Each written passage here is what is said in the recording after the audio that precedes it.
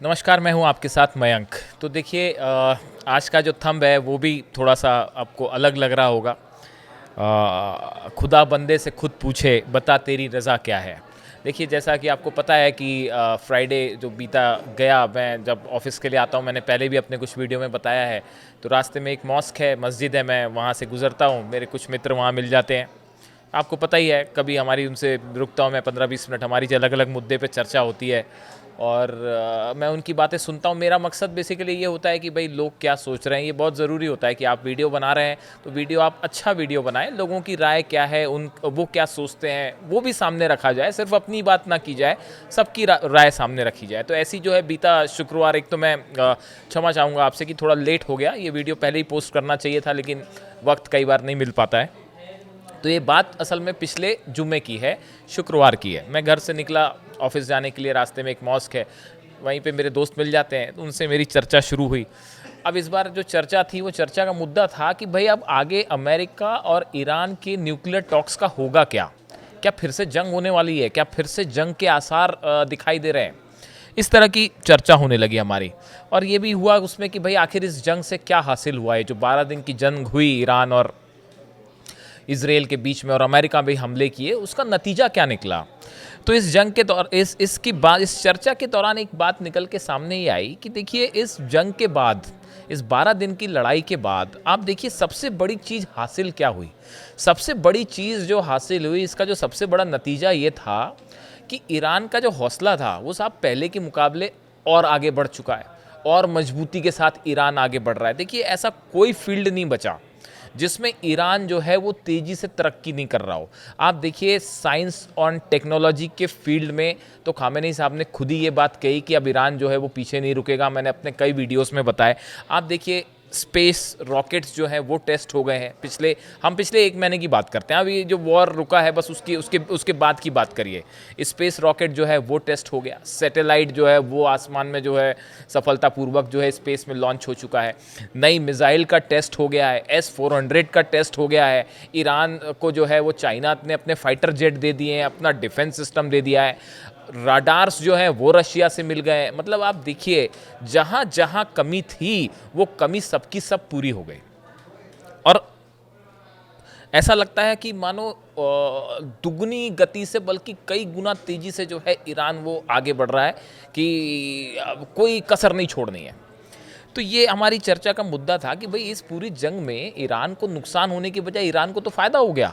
Iran की जो जनता है वो खामेनी साहब के साथ पहले जितना खड़ी थी उससे ज़्यादा समर्थन अब उनको मिल रहा है। सिर्फ ईरान के अंदर ही नहीं मिल रहा, जो आसपास की कंट्रीज़ है, मुस्लिम वर्ल्ड है, मुस्लिम कंट्रीज़ है, इनसे भी उनको समर्थन मिल रहा है।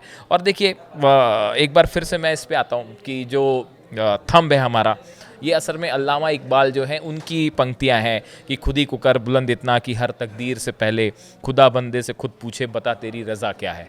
अब इसका जो है असल में, मैंने वहाँ जो हमारी चर्चा हो रही थी उसमें मैंने अपने दोस्तों से पूछा कि एक काम करो, आप बताओ कि मैं आज जाके जो वीडियो बनाऊँगा उसका थंब क्या दूँ, उसका टाइटल जो है होता है वीडियो के शुरू में, उसका थंब क्या दूँ। तो उसमें से एक सुझाव आया, वो मुझे अच्छा लगा। उन्होंने कहा कि आप टाइटल ये दे दो कि खुदा बंदे से खुद पूछे बता तेरी रज़ा क्या है। असल में ये बात जो है वो अली खामेनी साहब जो है सुप्रीम लीडर ईरान के, उनके संदर्भ में है।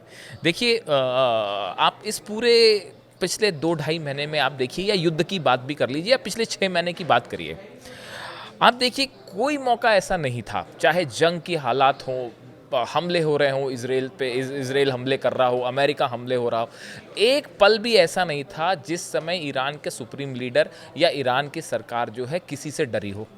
ऐसा एक एक आप ऐसा बयान बता दीजिए या ऐसा कोई मौका बता दीजिए। ईरान कभी किसी के सामने नहीं झुका, किसी से नहीं डरा, बल्कि खामेनी साहब की तरफ से जब भी बयान आया वो हमेशा अपनी बात पे कायम रहे।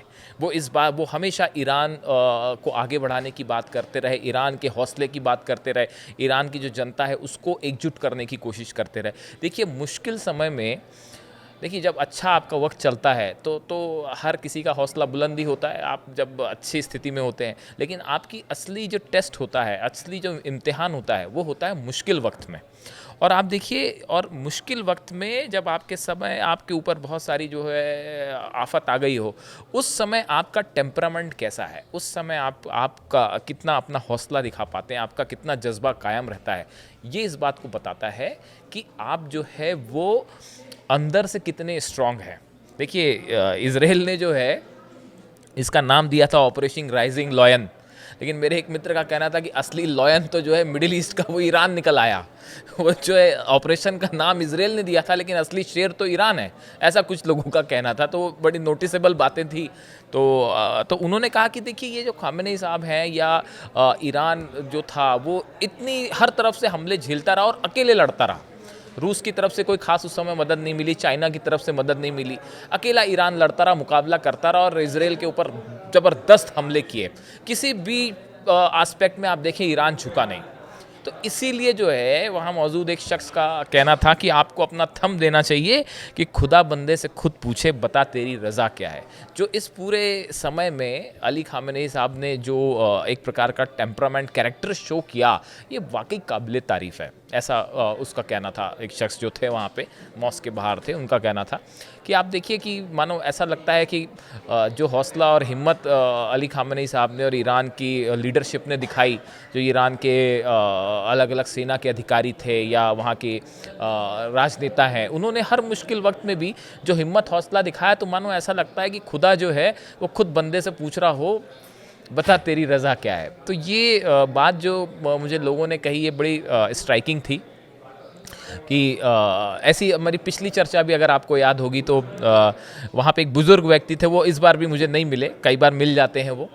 तो उन्होंने पिछली बार भी ये कहा था कि वही होता है जो मंजूर खुदा होता है। उस समय असैसिनेशन की धमकियाँ मिल रही थी अली खामेनेई साहब को। तो आज ये जो है, इसीलिए हमने इसका टॉपिक दिया कि खुदा बंदे से खुद पूछे बता तेरी रज़ा क्या है। और देखिए, अब हालात ये है कि अब की बार ईरान ने बातचीत के लिए अपनी शर्तें रखी हैं। पिछली बार तो अमेरिका शर्त रख रहा था, इस बार ईरान ने शर्तें रखी हैं कि अगर हमारी शर्त मानोगे तो हम बात करेंगे, वरना बात नहीं करेंगे।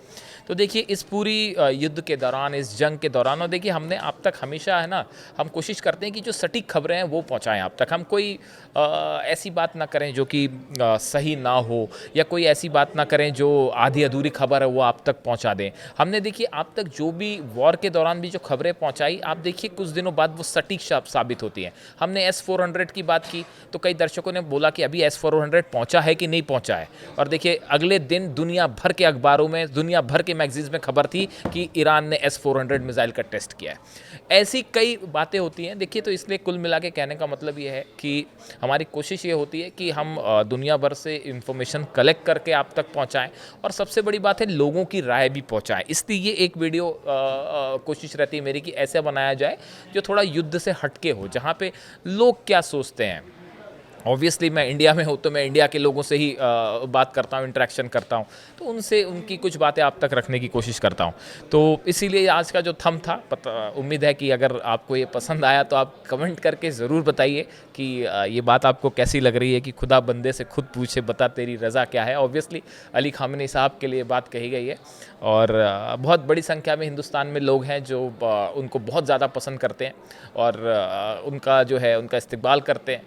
तो कैसा लगा आपको वीडियो, इस बारे में ज़रूर बताइएगा। Thank you.